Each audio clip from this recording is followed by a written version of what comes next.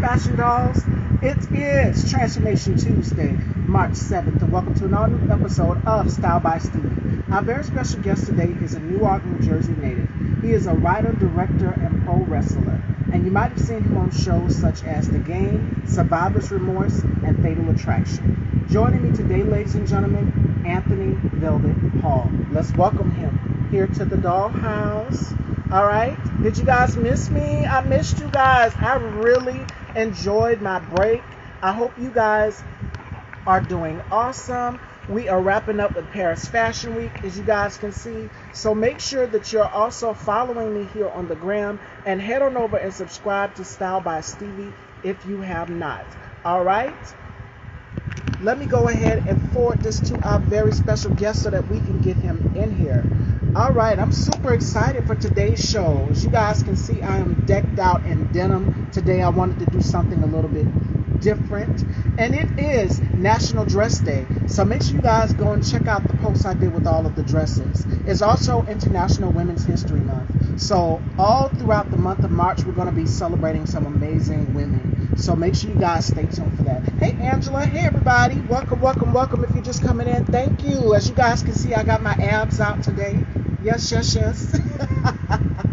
So without further ado, let's welcome our incredibly talented special guest, actor, writer, pro wrestler, Anthony Velvet Hall.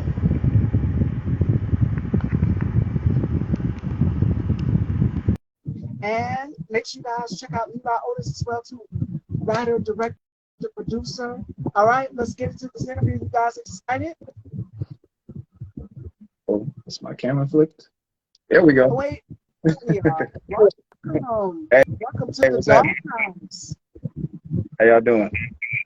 It is such a pleasure to have you here. So before we get into this interview, how has 2023 been for you thus far? 2023 has been pretty good for me. Let me turn my volume down. It's like super loud over here. But 2023 is actually it's been okay. It hasn't been a whole lot happening because it's just been like the first 2 months. In my line of work, for the most part, it's you just everything comes and goes. So I'm all for spontaneity, and I'm just kind of living life and waiting for the big things to happen. And it's coming. I believe in manifestation, that whatever you put out there in the universe is going to come full circle. Like, I create vision boards, and I set myself a goal back in, I want to say, January of 2022. And to see that goal now come into full circle in this year of 2023 is amazing. My goal was to do at least 400 interviews, and we are now at 409 interviews. Wow. And that's through all of the hard work, blood, sweat, and tears. And I just can't stop. I can't. Like, the journey is to keep going and keep motivating. So definitely. Absolutely. All right. So without further ado, let's get right into your story. You grew up in one of my favorite singers' hometowns, Whitney Houston, Newark, New Yeah. Jersey. Yep. So you are part of the New York Central Ward, and you lived there and you moved to Georgia at the age of 16. So you want to tell us a little bit about your humble beginnings? Yeah. I was born in Newark. Brick City, stand up. Always gonna represent Brick City, no doubt about it. Yeah, there's a lot of famous people from Newark. More than just Whitney Houston. A lot of people from Newark doing that thing. But my mother was originally from Georgia, so when I was 16, we moved back down here to Georgia, to her hometown, and from there I graduated high school. Got a couple college degrees, got an associate's degree in general studies, a bachelor's degree in technical management and sales and marketing. Um, I have always grown up being a wrestling fan. I used to watch with my father, and I never thought that I would actually be doing it one day until a wrestling show came to town, and I saw the wrestlers, and I was like, I'm bigger than they are, so, let me see if I can jump in here and try it. So I went, tried it, and liked it, and I've been doing it for quite a while now. I took a couple years off, but I'm just jumping back in. I actually have a show that's going to be happening not this Sunday, but next Sunday in Macon, Georgia. So I'll be doing that, and yeah, that's pretty much what happened. All right. All right. And you graduated from Baldwin Hill High in Georgia, and then you went on and got an associate's degree from Georgia Military College and a bachelor's degree from Divine University. So, where Right. did the passion for acting and directing and writing come from? As I wrestled, I learned that wrestling isn't all about just athletics. It's Yes. about connecting with the audience and telling the story. So once I figured that out more than anything else, I was just trying to figure out, how can I tell a story and not get dropped on my face? So I was like, well, let me just get into acting. And so I caught the acting bug. I did some background work, and then I finally did get an opportunity to do some primary work with me actually speaking. And when that happened, things just took off like spontaneity. Like I was doing indie films and web series. Then all of a sudden, I started getting calls to go do Fatal Attraction, and Murder chose me. And I've been on those shows a combination of like 4 or 5 times. So the door is always open for me to do stuff like that. And I just want to tell a quick story real fast. Last week, not last week, but the week before last, I was actually in Atlanta and I was doing some background work. And so I got a call from somebody in Knoxville to go up to um come back up there and do a show. I think it was called Payback. And it falls in line with Fatal Attraction and all that kind of stuff. But due to real world obligations that had just come up, I wasn't able to do it. So I was like, man, I don't want to just leave them hanging. So I'm in a background room with all these backgrounders and all these people. I'm like, you know what? Let me just see if I could, if God's in my ear, let me see if I can just help somebody out, and just be a blessing to somebody. So I scan the room, and those shows, they match up the person who's going to play the role with the person who actually committed the crime. And I actually saw somebody who looked more like the person who committed the crime than I did. So I went over to him and I was like, have you ever done any kind of acting with lines and stuff? And he was like, no, I just always did background stuff. So I was like, I told him the situation. I couldn't make the show, but I was like, if I give your information to the casting director, would you be interested in doing it? And he was like, sure. So I passed his information on to her, but I asked her first, and she was like, yeah, give him my information. So they talked, and right now I don't know if he got the role or not, but I'm really hoping he did because, I wanted to help him out like somebody helped me out to get my foot in the door. So I really hope that happened for him. And that's very likely that you see that in business where it's like one person helps the other person out. Even for me, like I've had people that do the same thing that I do, host platforms, talk shows and things, like my brother K Tooks or Jay Evans or so many others that have helped me and given me advice and pointers along the way. Like Angela Renee just came in, and my girl Angela always give me pointers along the way. So I get it from actors, I get it from talk shows, I get it from everybody. I'm always open to have an open ear to listen to people. Hi, Vern. Hey, girl. How are you? Yes. Happy Transformation Tuesday. If you're just coming in, welcome to Style by Stevie. We are here with Anthony Velvet Hall, actor, writer, director, and pro wrestler. Now, you said you've done background work, and I did a little homework, and you've done some background work for Survivor's Remorse, The Game, and you've done, of course, as you mentioned, Fatal Attraction, which is one of my favorite shows. I binge watch. It's one of my guilty pleasures. So, what was it like doing background work on The Game and also Survivor's Remorse? Because Survivor's Remorse had Tashina Arnold. We all know her as Pam from Martin, Yeah, and her sense of humor. It's hard to keep a straight face around her. Just seeing her personality and everything. Did you get right. any advice or pointers from her or Jesse on the set of Survivor's Remorse? Not really because they try to keep the background workers and like the people, the Separate. principal actors separate. They try to keep us separate, but I did have a little interaction with a couple of people. Like when I did the game, shot 2 scenes. The first scene we shot directly across.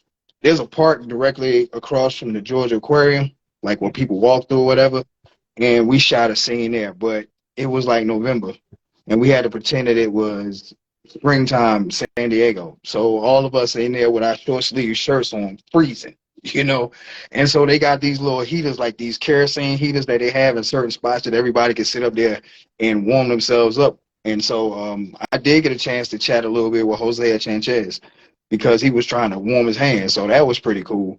And then we had another scene where I actually had to be part of an angry mob when Tasha was about to have the baby and TT was driving a cluck truck to take her to the hospital. So I'm part of the angry mob that's shaking the cluck truck. I'm jumping up, slapping the truck and all that kind of stuff. And it was just I learned a lot just then because I was listening to her trying to get her lines together. It took a couple of takes, but she actually did get it. Wendy Raquel Robinson. But it was actually pretty cool. And as far as Survivor's Remorse, didn't really do a whole lot. The craziest thing that happened on Survivor's Remorse when we did it at the Fox Theater in Atlanta. And so when we did, they brought these big, huge lights in. Like the place already has house lights, but they brought these big lights in. And so when we were shooting, they had these lights on the people because all we had to do was walk in a circle, up the stairs, across the room, down the stairs, back to the other stairs, back up, just a long circle. So we did that, and there were people that were standing on the upper level just talking and chatting, taking up space. And so we're standing on the set when they on the stairs when they say cut, and all of a sudden we're sitting up there and we hear somebody go, "Hoo!" And we hear thump. And so we look and like one of the extras had fallen out because the heat from the lamp made her pass out. And, you know, the PAs were like, is there a doctor in the house and all that kind of stuff. But, you know, I think like, I mean, and I hate to say it like this, but in less than 3 minutes, they picked up, scooped up, got out the scene, and we were rolling again. It's crazy, but it's the truth. And I did get a chance to like sit around and laugh at Mike Epps because he was smoking cigarettes in between takes and stuff, and he was just. I think we filmed across. Yeah, we filmed across from I think the Opera House, the Opera nightclub or whatever, and there were people going in the club at night, and he was just talking all kind of mess about people. Man, what's wrong with these people letting their damn kids out this time of night? It's like 2 or 3 o'clock in the morning, and they just jumping out of cars getting in there. But it was funny though. That was fun. That was like up to that point, that was like one of the best experiences I had doing background work. Okay. Now, you said on the game you was a part of the angry mob. Now, slapping. Let's get right into that because you are a pro wrestler, and I Right. remember seeing you on Tough Enough. Mhm. Now, you competed in the regional gut check competition as well too. So, pro wrestling, because there's so many things that go on. A lot of people think that it's fake. I would like for you to tell us before we get to that, because you wrestled on an independent level. Right. Now, tell us a little bit about that. What is it like for you wrestling? Because a lot of people see it on television, like WWE, and they think that it's fake. And I remember Stone Cold Steve Austin is one of my favorite wrestlers.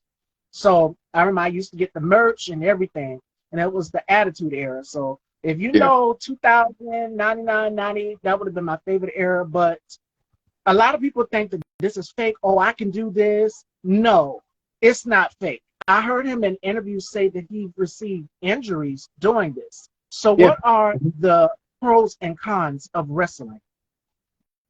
Pros and cons of wrestling. If you really know how to do it, you can entertain people and make their day a whole lot better and make them want to come back and see more of what you're doing.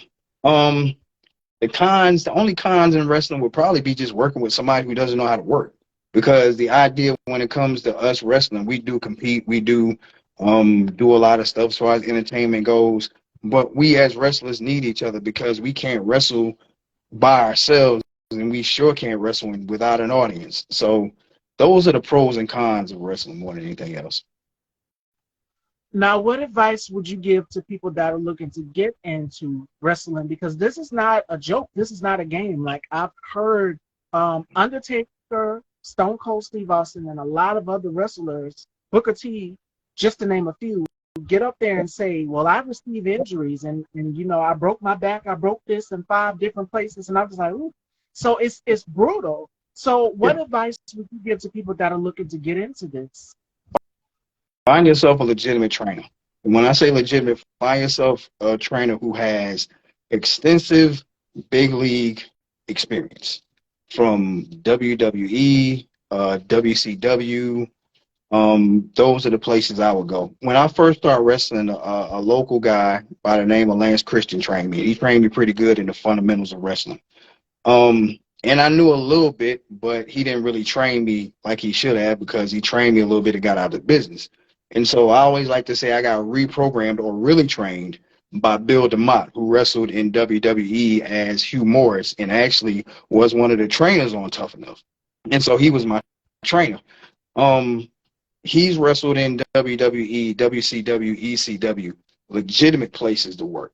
And because of that, I think that really helped me out a lot. So anybody who's looking to wrestle, um, understand this. It's gonna hurt. It's gonna hurt. The ring is not a trampoline. Um, the punches do hurt. You know, some hurt worse than others. It's just like fighting. So, understand that this is not all fun and games. It takes a toll on your body, but you have to really have a genuine passion for it if you really want to succeed in it, much less train. Yes, because a lot of people think that this is a game or it's fake. No, you can literally injure yourself if you are not trained properly, if you are not going through the proper procedure and protocol to get into wrestling, because this is not a joke. Yeah. So you've went on to win a number of titles and championships. Now tell us about WWE's Tough Enough. What was it like competing in that competition? Because you were one of the finalists. Um, for that, it was actually it was grueling. It was grueling, and for more than anything else, I did the work, did everything I needed to do to actually get on Tough Enough. The reason I actually didn't make it to the televised show is because Bill trained me. And because he trained me, there was an automatic conflict of interest. They wanted guys who were really green, who really did not know anything about wrestling. Because up to that point, I already had years of experience. I would have had a much favorable advantage over people. So for that reason, I really didn't get to go where I wanted to go. But as far as the work, as far as getting the look and all that kind of stuff, I did that. I put that work in, and it was very grueling, but extremely rewarding because when I went to other shows, like other wrestling shows, top shows in different states and stuff in wrestling, um, I would get complimented on the improvements that I made. But that simply came from me being taught by Bill. And I give him all the credit in the world. Shout outs to my girl Angela, Miss TJ Sauce. Make sure you guys go and follow her. She wants to know, how did you mentally prepare for Tough Enough, being the finalist? Um, I just like more than it was I had to bring myself down because the idea that I was in consideration had me on cloud nine. But I was like, you know what? I got to just focus and bring it down because this is something I never planned on. So this thing that wasn't even a fantasy of mine could really become a reality. So it took me some time, but I had to just really gather myself. Um, and it was just a lot of quiet time, just no, like sometimes the world can be noisy, and I had to just cancel out the world and just really focus on this possibility of what really could happen. So that's how I really prepared.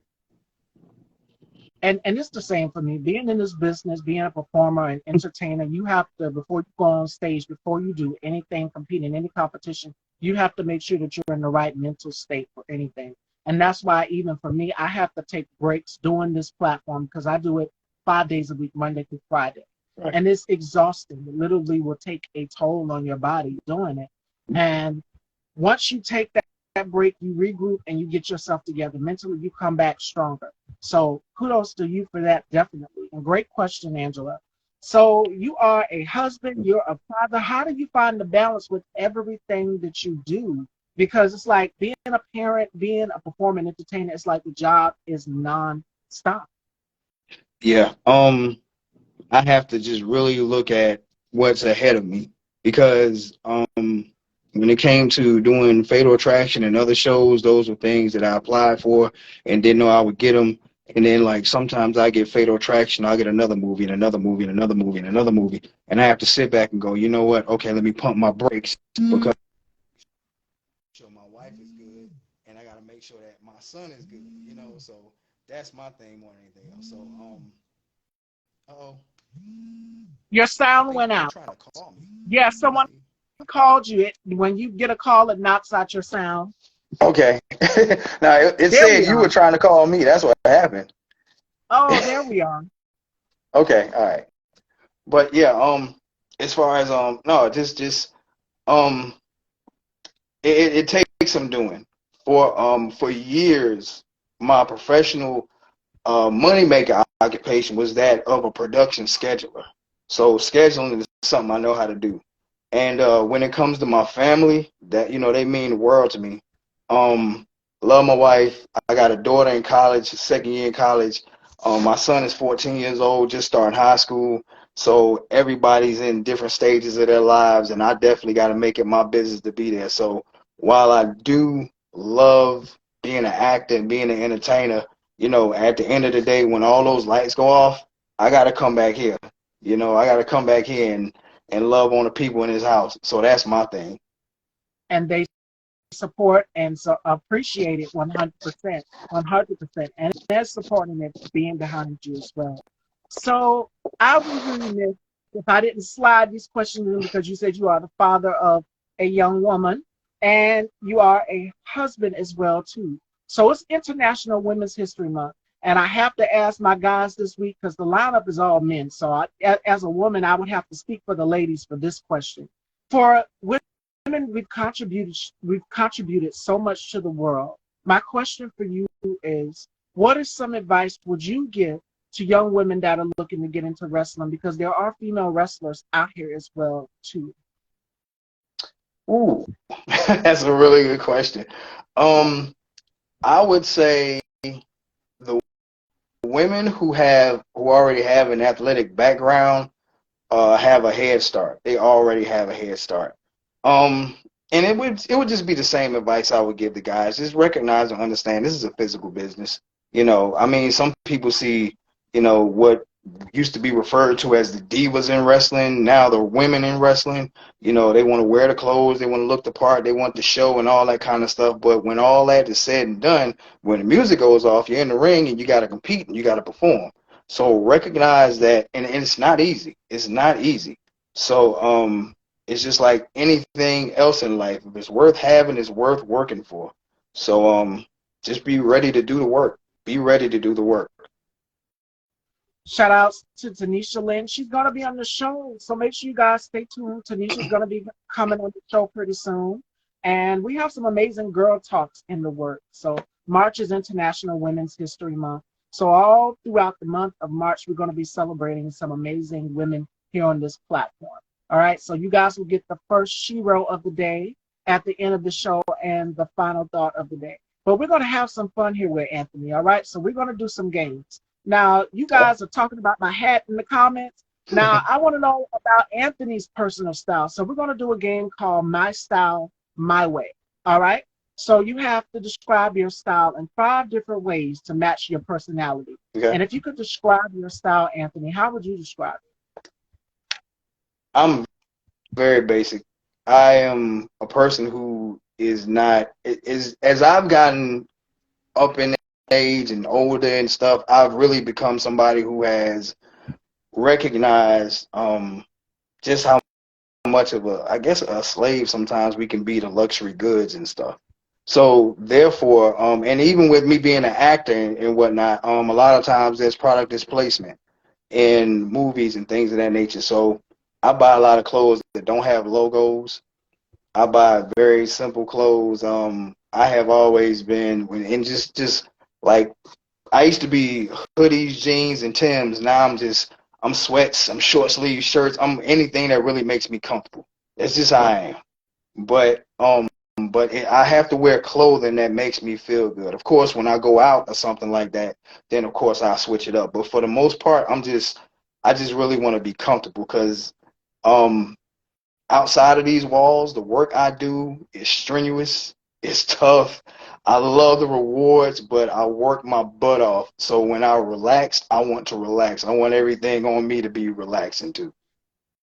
And I think with us being in the quarantine now, with everything being open, and even I can attest to this. A lot of us can attest to this. Being home in the comfort of your own home, you want to kind of just dress comfortably. Right. And me, I know I like to do a lot of sundresses. a lot of rompers, a lot of things that I can move around and wear. I wouldn't wear something like I'm wearing today with the abs out or the crop top, denim, stuff like that. Yeah. But when I'm home in my element, I like to be comfortable. So a lot of people like to do what I like to call leisure fashion. Leisure fashion is how you describe your style, but it's very relaxed, very casual, and then when it's time to, like what I'm wearing today, you kind of dress up a little bit. But it's all about what makes you happy. And fashion for me is freedom of expression, and not only freedom of expression, but I say drama, because whenever you walk into the room, it's about confidence. And I want people to know that I'm there. I've made my mark. I've made my presence in the room.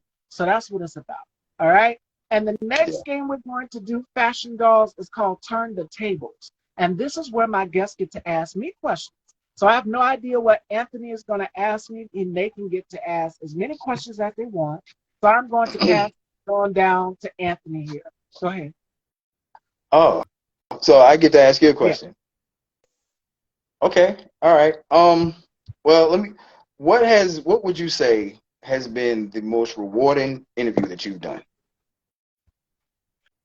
I think a lot of people know the answer that I'm going to say. It's so many, but I would have to say the one with Tommy Davidson. I was going to go with the one with Vanessa, but I would say Tommy Davidson. That one holds a very special place to me.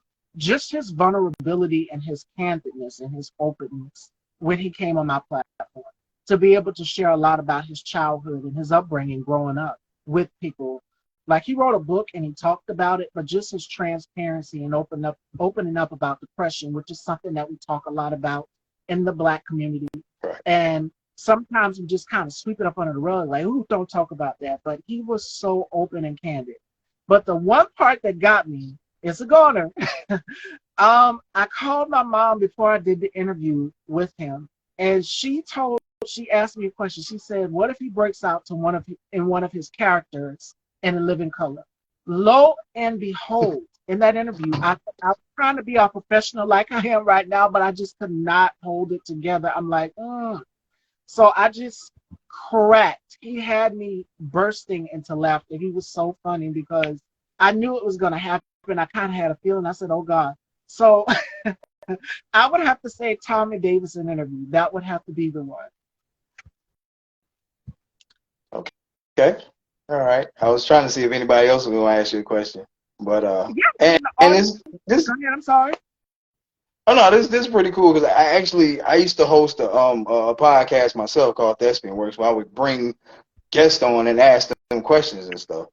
And I had to make sure that I respected your podcast first and foremost by sitting down, because one of my pet peeves, I like to interview people and stuff like that, but I got a real problem with people that be driving and working out and stuff when I'm trying to talk to them and just make it Right, seem like me talking to them is something that they just are doing on the side of, like whatever else they're doing is more important than talking to me. So I want to sit down and talk to you because, of course, I got to pick my son up a little later on, but I wanted to make sure that I sat down and had this conversation with you. yes, and he was on it, ladies and gentlemen. Like, he messaged me. He said, "Okay, is the interview 4 o'clock or is it 5:30?" I said 4, and by the time he messaged me, I was already out of hair and makeup and everything. So I was already ready. I was going to ask that, Anthony. LOL. Oh, about the favorite interview? Yes, y'all. I have so many. It's like asking a mom or a dad to pick their favorite child. You can't do it. It's so many moments that I've had here on this platform. I've had some guests get emotional and just cry and it's because they're telling their stories. And I'm just like, this is a safe space for you. So you're safe here. Whatever conversation that we had, the audience can see it and they can feed off of it. Sometimes the audience will get emotional as well too, because something that one of my guests said kind of triggered them in that moment and be like, ooh, this hits close to home to me. So that's what I want to do with my interviews. I want them to be relatable to people at home that are watching or picking up their phone or tablet or laptop or TV or whatever. And something one of my guests says hits to them, and it's just like, ooh, deja vu. This has happened to me too. And even me sitting behind doing the interviews, it's just like, whoa, I've experienced the same thing, but I've never really said it Right. because really open up that much. But now I've gotten to a point where I can be transparent with people. And that's what people love about this platform is just transparency and my vulnerability. Oh, Tanisha's asking me a question. What are some of my disliked moments? Ooh, I don't really say I wouldn't have any. I don't really have any. I've had some moments in interviews, and you can kind of go back and watch a few of my interviews, and the audience catches everything. That's the scary part. You guys know everything. So some of the interviews that I've done is just like, hmm, you could tell my body language because I'm firm on body language and just a person's energy and vibes. I would have to say there was one interview that I did back in, I want to say 2022 or 2021 with one actor, and someone came in the comments, one of his followers, and they were being very ignorant. And I kind of had to get out of character a little bit, and I said, never again. As a woman, as a female, I have the power. I have the microphone. So if I say something, if I do something, they're going, oh, she's this, she's that. Yeah, yeah. So I had to try to be very, very careful in that moment and realize that you are the host. You know, don't let them get you out of character. Stay focused, stay professional. Have I ever just wanted to kick someone off? Yes. But I kept it professional and I kept it moving as a hostess, as a talk show host on any platform, whether you're hosting a podcast or whatever, you have to keep your composure. You can't get out of character. You just can't. Now, you have to keep it professional. Like literally, it's for it would be easy for Anthony to do it. Anthony's a male. I'm a woman, so it would be different if I did it because they say, oh well, she's difficult, she's angry, she's da da da da. So yeah, you. So I had to just be like this. I had to put on a nice, cute, and I'm a Scorpio, so we internalize things. I sit back and you could tell through my eyes and just my body language that something was off about that interview with that particular person. So I'd be like, yeah. I laugh and my eyes get very, very dark and I'm just like, yeah. Coming back on here anymore. So, but that right there. Other than that, I try to keep it positive as possible. I try to keep it uplifting and as professional as possible because I said getting into this business, my job is to make people happy. That's my mission at the end of the day. Not people be like, ooh, don't interview her. No. I want people to feel comfortable. And so far, after every interview that I've done, the reviews have been, oh my gosh, she's so professional, she's on time, and punctuality is key.